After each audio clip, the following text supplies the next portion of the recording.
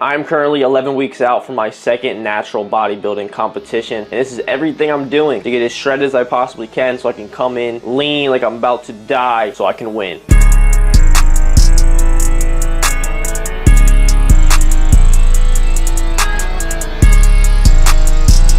As you can see, we've gotten pretty lean, but we are nowhere near where we need to be in order to be stage ready, stage peel. And that's what the next 11 weeks is going to consist of, and this is the first meal of the day. But before we talk about it, let's talk about what we did when we woke up. I woke up this morning, I weighed myself, I weighed in at 160.6 pounds. We started this bodybuilding prep around 185 pounds, down about 25 pounds so far. After weighing myself, I took check-ins for my coach because today is check-in day. Did my mandatory classic physique poses, sent them over to him. Poured myself a tall glass of water in my green Gila Mix Code chicken. The new green one is now live. Added my creatine to my water and my electrolytes. Electrolytes first thing in the morning for me have been a game changer with actually just waking me up and making me feel alive in the morning and not like I'm dying. I then drove over to the gym. It's not that far from me. It's like 5 minutes. Did some fasted cardio. We have 35 minutes of fasted cardio. I prefer to do the incline treadmill. I do 3.1 speed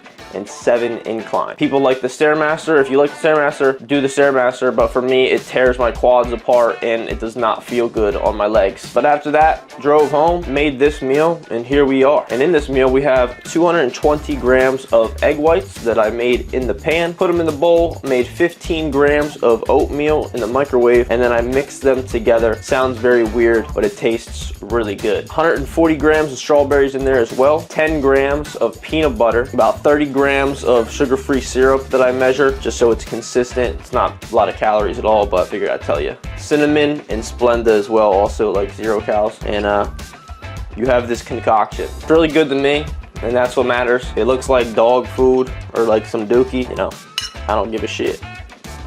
Like I said in the last video, my carbs are very low, obviously, on bodybuilding prep. So this meal's not gonna have a lot of carbs. I'm putting all of my carbs close to my workout. So that's a tip for you guys. If you're cutting, you're running like an aggressive mini cut, or if you're on prep like I am, you wanna put a lot of your carbs close to your workout so you can fuel your workout and then also recover from your workout. So I have all my carbs in my pre and post workout meal. Not many in this meal, just really the strawberries and a little bit of the oats, but nothing like super crazy. And then after my post workout meal, there's really, you know, not many carbs the rest of the day, but you guys will see that in the upcoming meals, so stick around. Also, I don't know if I said this, but I made a coffee. If I didn't have caffeine on prep, bro, I think it'd literally be GG's. I'd fold so fast, I think, bro, honestly. If you do a caffeine-free prep, bro, props to you, dude, because there's no chance, bro. What video should we watch? I've been on a poker kick recently, so I've been watching a lot of Daniel Negreanu. Look, Daniel Negreanu battles in a $1.5 million final table. What's up, guys? Let's fucking do it. The eating videos are still doing the eating videos as well, but I'm trying to level up my game in poker, bro. 3 minutes into the video, meal is done. Just gives you an idea of how fast you eat on prep when you're like absolutely starving. I'm also gonna lick the shit out of this bowl.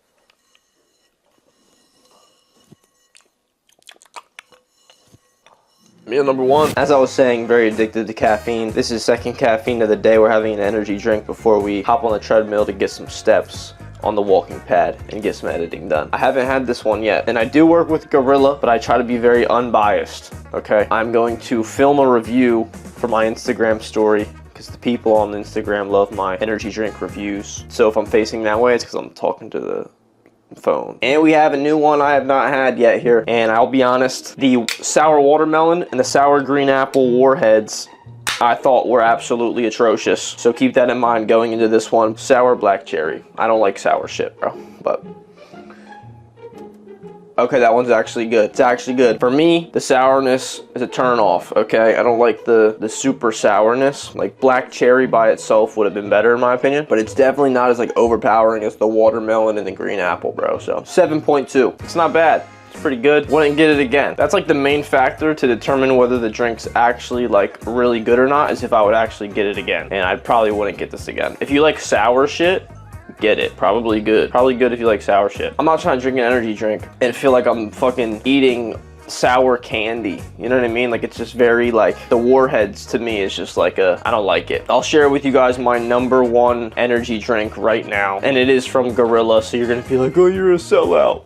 No. This right here, bro. Just try it. If you can't find it near you, order it from Gorilla, bro. GorillaMind.com. Look up energy drinks. Order a case of this. You will not regret it. This is my favorite energy drink right now. And I'm not gonna lie, this was the previous #1 right here. This was the previous #1, and I had the peach mango a couple times, and I have both right now. And I'm leaning towards the peach mango, but I'm also biased towards the very tropical flavors, like the mango and the, you know, just the tropicalness. So if you don't like that, then you might not like those. I just don't like the artificial blue raspberry bullshit, all those flavors, you know what I mean? So like I said, 7.2 out of 10 on this one. And drop energy drinks in the comments that you want me to try, because I want to try some new ones. I think a lot of you guys believe that whenever you're cutting and you're trying to lose body fat, you need to do a shit ton of cardio, like on the treadmill, on the Stairmaster, on the elliptical, running outside and shit. When in reality, if you just get 10,000 steps, bro, you're burning anywhere from like 400 to 500 calories, which is literally creating a deficit in itself. If you're eating your maintenance calories and then you're walking 10K steps a day, you're already in a 400 to 500 calorie deficit just because you're burning more calories on a daily basis. This is not a sponsor for the walking pad, bro, but I just really recommend it, especially in the winter time when you're not getting outside as much. And especially if you work from home or you're home a lot, you can literally put it in your living room like I have set up here, get work done, and you're getting steps. So for me on bodybuilding prep right now, I have to get 15,000 steps, which like obviously you don't have to do that because it's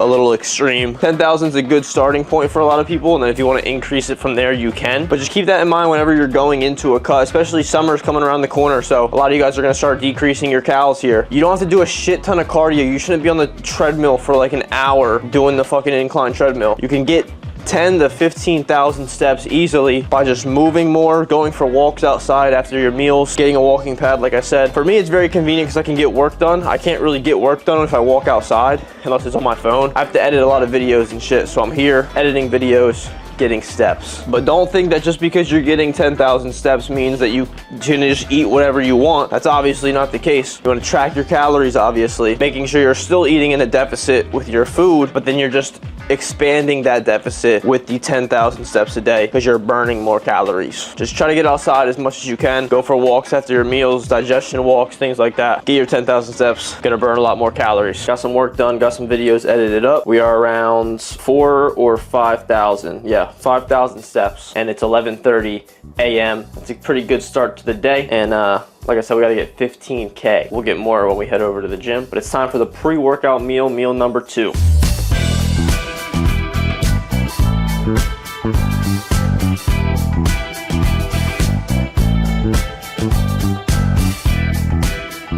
And we have meal number 2. And if you couldn't tell, this is my favorite meal. That's why I'm smiling so much, because it has all the carbohydrates from the potatoes in here. And look how beautiful it is. It is just so absolutely gorgeous. And we have 170 grams or 6 ounces of Hummus Fit chicken kebab. If you guys want to get any bulk proteins, you don't feel like cooking, Hummus Fit Code Chicken. We're gonna have some flank steak a little bit later today. Eating steak on prep feels like a crime, but it's very lean, it's very good. You guys will see that later. But I use their chicken kebab, 6 ounces, 170 grams. We also have 80 grams of iceberg lettuce, as you guys saw. We have 30 grams of avocado and 245 grams of potato. That shit's good. Hella potato. Potatoes are a good carb source with a lot of volume compared to rice. If I had 245 grams of rice, bro, it'd be like double the calories. You know what I mean? And it's much denser. Potatoes, you can have a lot of potatoes for not as many calories. So that's a switch that we made. I know I'm chicken and rice guy, okay, but for prep right now, it's gonna be chicken and potatoes. Unfortunately, I do like rice more, but it's more convenient on the bulk when I need to eat a lot of food. But for now, when I'm starving, potatoes are better. And it's small changes like that that can really make the biggest differences in your hunger, right? Because the main thing you're combating on a cut, especially as you get really, really lean, is your hunger. You're gonna be very hungry because you're not eating as much food as you should, obviously, right? So when you make the right food substitutions, you can deal with that hunger a lot better, eat higher volume foods that are gonna fill you up and not leave you hungry. And like I said, this is the pre-workout meal, so it's gonna be heavier in carbohydrates. Gotta have a Baja Blast with it. And I eat this meal on the balcony because it's nice outside right now. Myrtle Beach, it's getting warm. Let's go kick it. YouTube here, crack open the cold.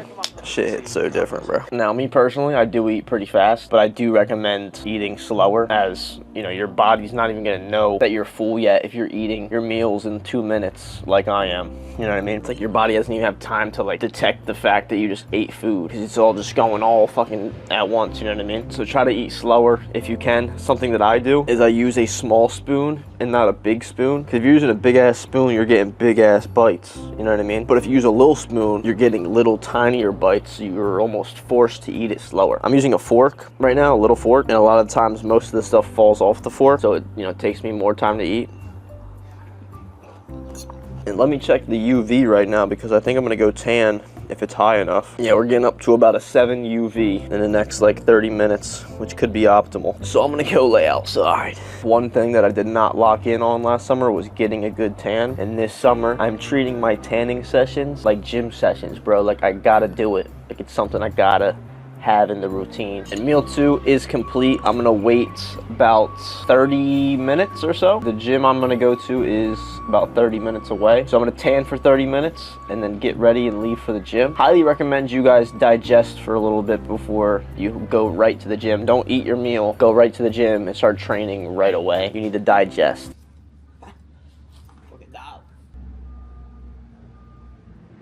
And we're back. Your boy got some sun. Hopefully I look a little darker than in the previous clips. Probably not, though. I was only out there for like 30 minutes. It's also good to just get some sun, go outside, bro. Get some vitamin D, bro. Makes you feel a lot better than just sitting in your house all day and playing video games and being a bot. We are now about to leave for the gym, and we need to do a few things before we leave. Get ready for our intra workout and pre-workout nutrition.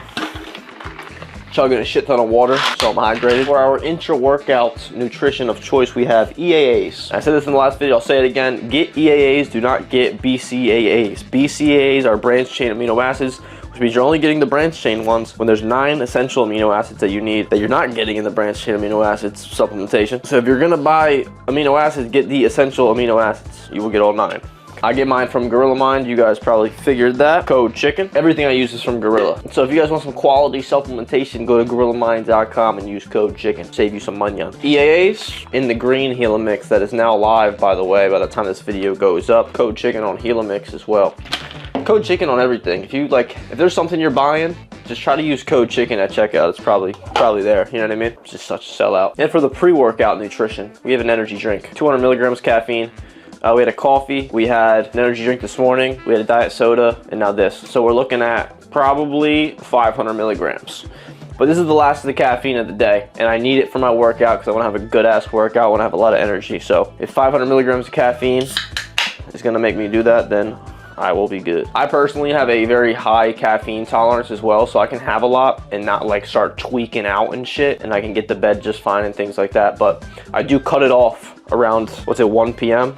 I cut it off before 2 p.m. so that I can actually get to bed effectively and have good sleep and quality sleep. So I recommend, if you're having a lot of caffeine in a day, limit it to before a certain time so that you can get to sleep all good. And honestly, I typically don't have this much caffeine. I would not usually have that energy drink in the morning, but I just wanted to try a new one. Just like taste tested it and then drank the whole thing, obviously, but you know, who's counting type shit. Let's head over to the gym. Just as I said, getting to the gym, getting steps in. We're gonna walk for about 10 minutes, get everything warmed up, and we got some back to hit. First movement of the pull day is a machine lat pull down. A machine lat pull down is gonna be more stable than most of your other pull downs because it's on a machine. And with this machine, you can be very locked in. It's very optimal for hypertrophy. Here we were working up to 1 top set to failure, failing between 6 and 8 reps or so. 2 warm-up sets and then the top set. Not doing too many, but doing just enough to warm up the musculature, especially since it's our first movement of the day. As you go throughout the workout, you probably don't need 3 warm-up sets for every movement because your back or the muscle you're training is probably already warmed up. Not probably, it is. Starting to get a little bit weaker. Yeah. It's starting to hit a little bit. This week out of nowhere, it was kind of took a big hit. Yeah. But we're gonna refeed in a little bit, so.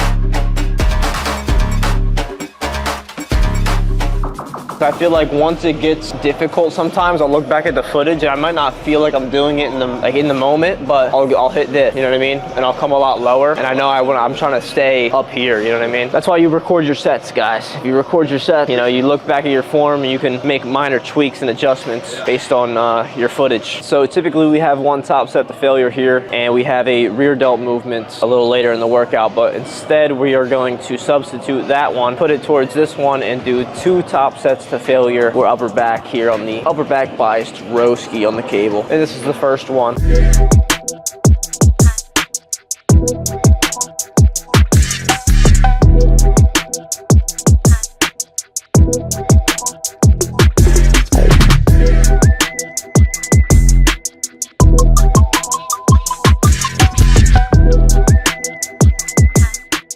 I was gonna do another one, but I was like, it's gonna be a partial. What the fuck is a partial? You know what I mean? Are you partially dumb? Like, you know what I mean? Like, what the fuck is a partial, dude?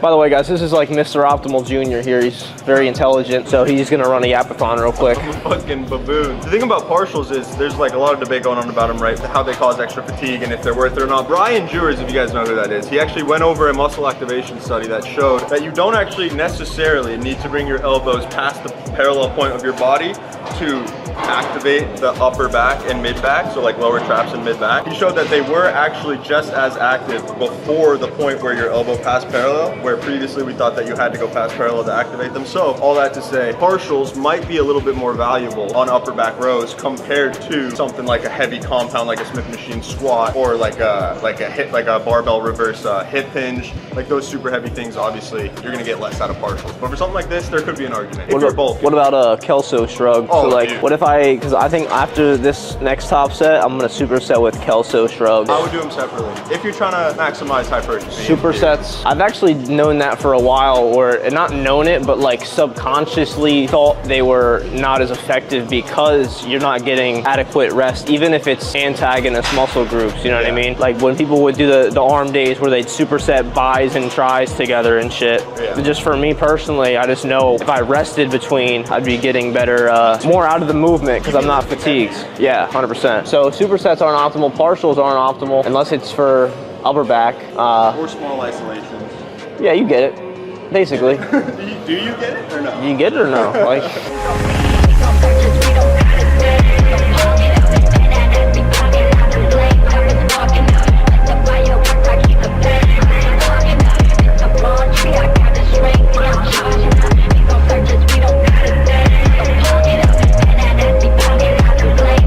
Fucked, bro. Yeah, bro, I did a partial, bro. I'm fucked. Next workout is fucked. Nah, I'm fucked, bro. You did a partial. It's time for this to come off, brother.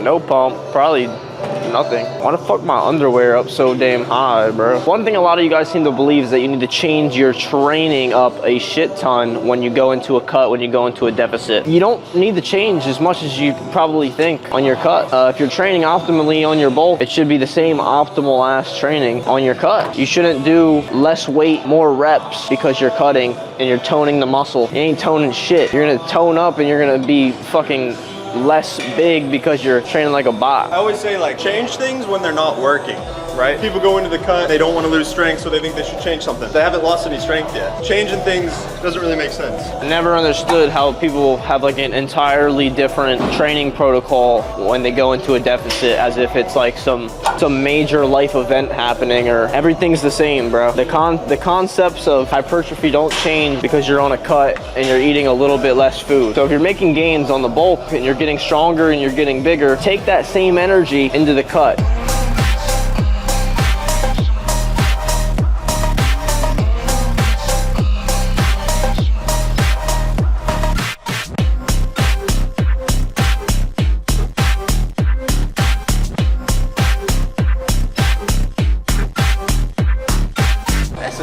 Was that stimulating? that looked stimulatory. Now we're on the triceps. We do back with triceps because after you train your back, your biceps are a little fatigued, so they're not fresh. However, your triceps are fresh and you can hit them optimally. So that's what we do. We have a easy bar push down here, gonna full stacker. Rep range is anywhere from 6 to 10, but as long as we're going to failure, that is what matters. And trying our best to progressive overload and get more reps or more weight every single week.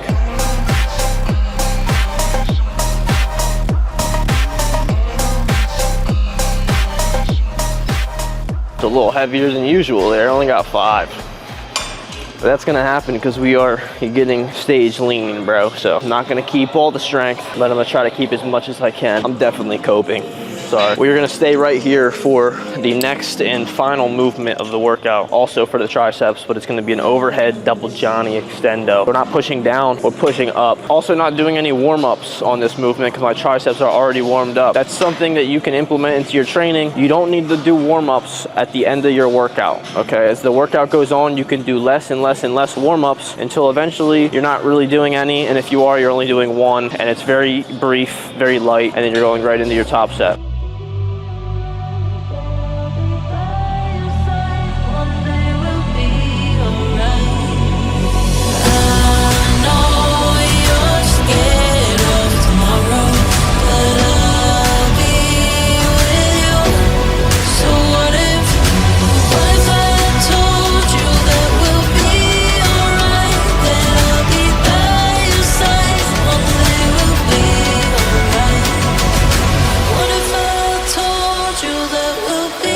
Alright. 11 weeks out, 160.6 pounds this morning. This is what we look like.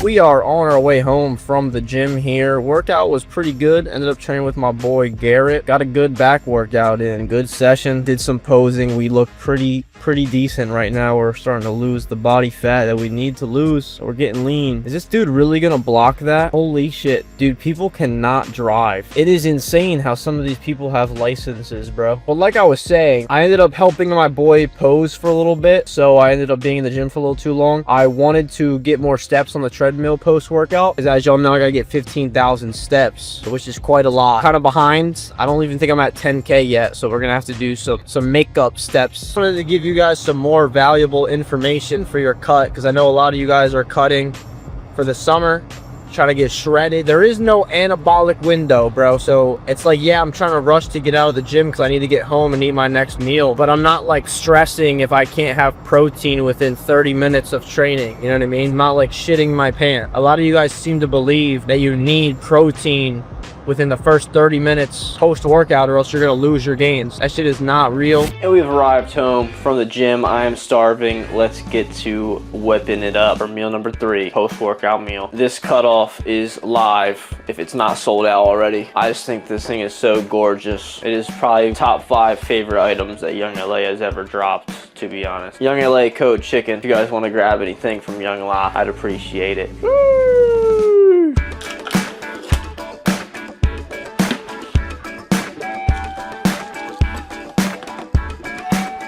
And here we have meal 3, post-worky. We have 150 grams of Greek yogurt. I use the blueberry one. The 000 Oikos. That shit's mad optimal. Hella protein and not a lot of other bullshit. And it tastes good. Mixed with a half scoop of protein powder from Gorilla Mind, code chicken, chocolate peanut butter. You mix that together and then you get this paste that you put on rice cakes, and we have 4 lightly salted rice cakes. Like I said, most of my carbs for the day are between this meal and the pre-workout meal, like you guys already saw, and I'm gonna enjoy this shit. This shit is gonna hit. I am starving. So you take your spread it all up on that shite, take some Hershey's chalky syrup, basically 0 calories, and then take some syrup, bang.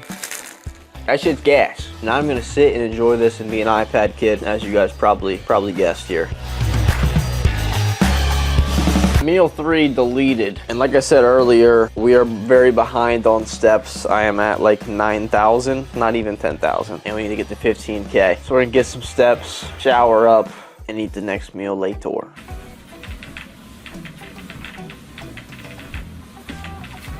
And we're back for meal number 4. It's golden hour over here, 6:30 p.m. Let's start chefing it up.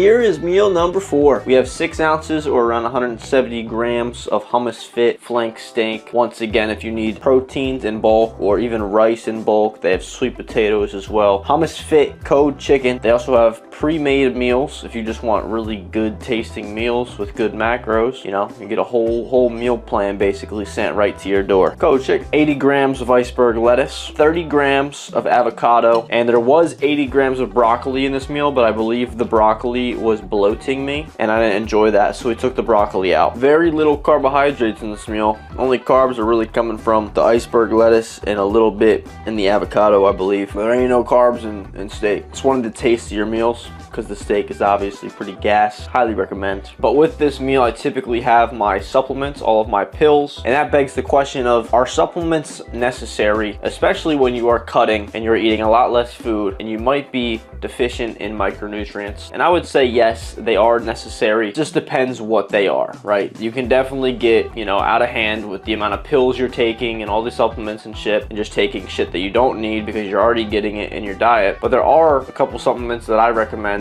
that everybody should take. And the first one is creatine, obviously, because a lot of us don't get enough creatine in our diets unless we're eating like pounds of steak. So you supplement with creatine. Okay, everybody thinks you need to take 5 grams daily. That's not the case. If you're like 300 pounds, you need more creatine, and that's been proven in studies. So typically you want to do 1 gram per every 10 kilograms of body weight. So if I weigh 160 right now, you're gonna take my body weight, divide it, whatever, do kgs, and then if I weigh, let's say 70 kgs, I'm gonna do 7 grams of creatine. I get my creatine from Gorilla. You can get it from anywhere. Just get the monohydrate unflavored, put it in your electrolytes, put it in your pre-workout, put it in your coffee, bro. You can put it in anything. It doesn't taste like anything if you get the unflavored, or if you like the flavor, just get the flavored shit, drink it. Gorilla Mind code chicken though. Supplement 2 that I recommend is a fish oil. I take them every day. If you're not eating salmon every day, you're probably not getting enough omega-3s. Okay, and you need omega-3 fatty acids for your hormone function and to just be healthier and more optimal. So I highly recommend you take that. Also a little caffeine-free diet soda, cherry limeade from Walmart brand. Shit's gas. 3, magnesium. Okay, a lot of the food we eat is now deficient in magnesium, which is one of your electrolytes that you need. If you're already drinking electrolytes every day, you're getting some magnesium, but you might need to supplement with more because you might not be getting enough. So magnesium glycinate and magnesium L-threonate I supplement with every day, because it is something most people are deficient in and you should take it. Number 4 is going to be a multivitamin. Just make sure you're getting all your essential multivitamins that you need. Gorilla's is absolutely stacked with everything, so I highly recommend that one. Also, I'm biased, obviously, code chicken, but you can get a lot of good multivitamins from different brands and shit. Just make sure it's got everything and it's got a lot. If the label isn't very long, then it's probably not a good multivitamin. Honestly, those are the main 4, and then the rest that I take are very specific to me. For example, I take a fiber supplement because it helps me poop. Some people have no problem taking dumps after they eat food, so it's probably not necessary. If you're not getting enough fiber in your diet, you can supplement with it as well. It's also a good idea. I also take a probiotic that also helps my gut microbiome and has helped a shit ton with digesting food, especially on the bulk when I was eating a lot of food, but still helps even now. Those are the main ones that I take though. I recommend them. I think most people should be taking those main 4, and then the other ones are kind of optional, just depending on how your stomach is basically and how many dookies you take. Here's the rest of the pills. Cheers, boys. If you hate taking pills like me, take them with a carbonated beverage. It makes it go by a lot easier. The sauce of choice recently, I've been on like a really spicy kick. I typically don't even like spicy shit, but I feel like the heat kind of makes my appetite go away a little bit. So I've been rocking with this shit. Chipotle Tabasco sauce. It has like this smoky flavor to it, and it's so good. I don't even like hot sauce like that, I'm not gonna lie. I'm not a big hot sauce guy, but on prep, bro, you start to want some different flavors. Meal 4 has been demolished. I'm gonna go get some steps to get some more editing done, and we'll see you guys in the last meal. Actually, no, it won't be the last meal because we have our midnight snack. Not actually at midnight, but our late night snack. If you watched the last video, you know what it is already, but if you haven't, it's a banger. Yo, we're back. Meal number 5. Let's get cooking.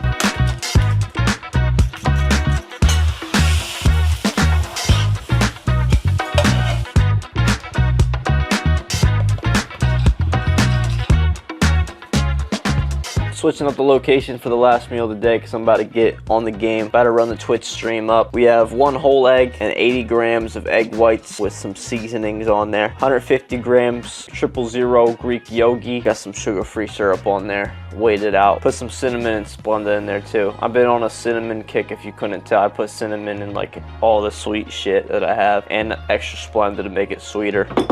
This shit's gas though. Little step check as well. We did indeed hit 15,000 steps, so we're good for the rest of the day. That's why the walking pad is not here. I'm almost forced to use the walking pad all day because I leave it right where this chair usually goes, so I can't really like sit in my chair unless I'm at like the poker table eating. It like forces me to walk and get steps. This meal's coming to an end, and the calories macros for this meal will be up on the screen somewhere. One of the smaller meals, because you'll see in a little bit, there should be a bunch of strawberries in this meal, but I took them out and extended them later in the night so we can have a late night snack. See y'all in that snack. And we're back for the late night snack. Last food, last calories of the day. We have 140 grams of strawberries, and we have the Professor Nuts, which has been very controversial. Apparently it's not actually 40-calorie peanut butter because it still has the same amount of fat as regular peanut butter. They just market it as 0 fat because it's apparently 0 digested fat, because apparently the type of fat they use doesn't digest or something with fiber or some bullshit, but apparently it's still the 200 calories. We found that out, but it's already on the plan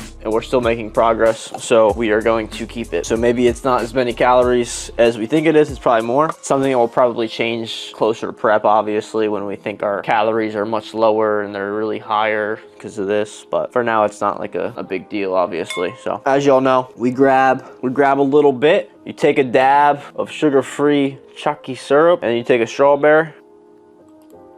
That shit's gas. Technically, you could do the same thing with just regular peanut butter if you're a big peanut butter person. I was not a big peanut butter person on the bulk, and then whenever I get lean, for some reason, peanut butter just starts to taste like completely different, and it's just like insane. I guess because it's just very calorie dense. So when you're shredded, your body's like, yes, eat that shit. That's the entire full day of eating. Total calories and macros for the entire day will be up on the screen. Do not copy these. These are very specific to me and my goals right now. I'm not very heavy, so I'm not eating a lot of calories, right? I'm not somebody that can eat 3,000 calories and lose body fat, okay? Take inspiration from it. Hopefully you learned something throughout the video. I tried to give as much value as I could, things that you need to know when you're cutting to have an effective cut. Code Chicken on Younger Leg, Gorilla Mind, Gila Mix, everything to support your boy. Chicken and Rice clothing at chickenrice.store. It's been your boy. It's been Ben. We're out.